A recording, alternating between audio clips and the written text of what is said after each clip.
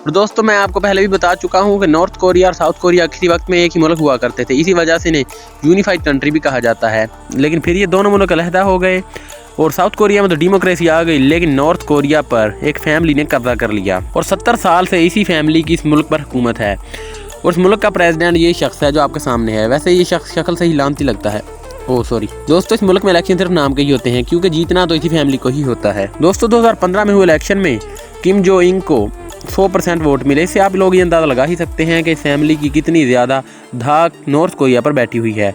लेकिन फिर भी बहुत सारे लोगों को इस बात का अंदाज़ा है कि उनके साथ नाइंसाफ़ी की जा रही है और वो लोग अपने हकूक़ के लिए लड़ तो नहीं सकते। इसी वजह से वो नॉर्थ कोरिया से भागने की कोशिश करते रहते हैं। दोस्तों ये लोग अपनी मर्जी से कुछ भी नहीं कर सकते, ना ही इनके पास इंटरनेट है और ये अपने मुल्क से बाहर फ़ोन भी नहीं कर सकते। इन पर बहुत ज़्यादा सख्तियाँ हैं, इसी वजह से ये लोग दुनिया के बारे में कुछ भी नहीं जानते। लेकिन कुछ लोग, जैसा कि मैंने आपको पहले भी बताया, कि आज़ाद ज़िंदगी गुजारना चाहते हैं और यहाँ से भागने की कोशिश करते हैं। लेकिन दोस्तों इस मुल्क से बाहर निकलना तकरीबन नामुमकिन ही है, क्योंकि यहाँ की हुकूमत और यहाँ की फ़ौज यहाँ के लोगों पर कड़ी नज़र रखते हैं और यहाँ से बाहर जाने के लिए कोई एयरलाइन या जहाज़ भी नहीं है।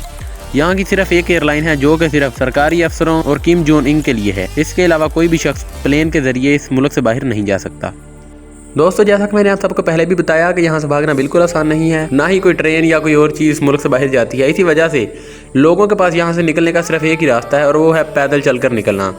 लेकिन इसमें भी मसला यह है कि अगर कोई शख्स पकड़ा जाए तो फिर उसके साथ क्या होगा, ये तो आप लोग जानते ही हैं। दोस्तों पैदल भागकर निकलने वालों के लिए दो ही रास्ते हैं, या तो साउथ कोरिया चले जाएं और या चाइना में।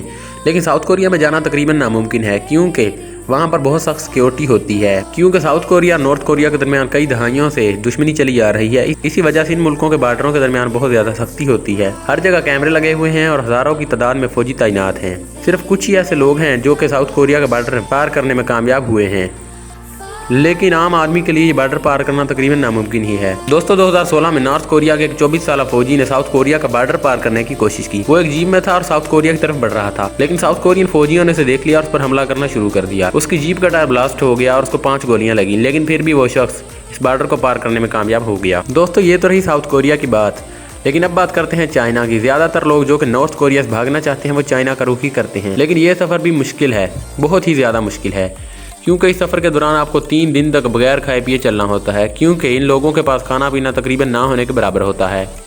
और रास्ते में इन्हें एक येलो रिवर नामी दरिया पार करना होता है, वो भी बगैर किसी कश्ती के। इस सफ़र के दरमियान बहुत सारे लोग इस येलो रिवर में ही डूब कर मर जाते हैं और उनकी लाशें तक भी नहीं मिलती। सबसे पहले आपको एक भरोसेमंद एजेंट की ज़रूरत होती है जो कि आपको चाइना के बॉर्डर तक पहुँचा सके।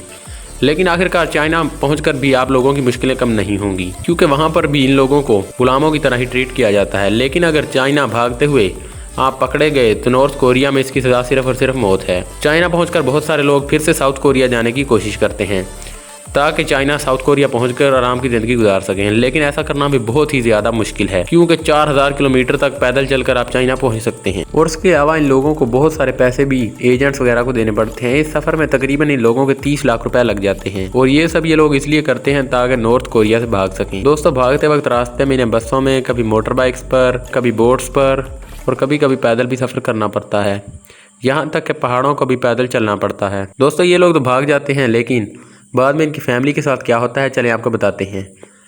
आज हज़ारों नॉर्थ कोरियन बाहर के मुल्कों में पनाह लिए हुए हैं, जो नॉर्थ कोरिया से भागने में कामयाब हो गए थे, लेकिन इन फैमिलीज़ को टॉर्चर किया जाता है और फिर जेल में भेज दिया जाता है।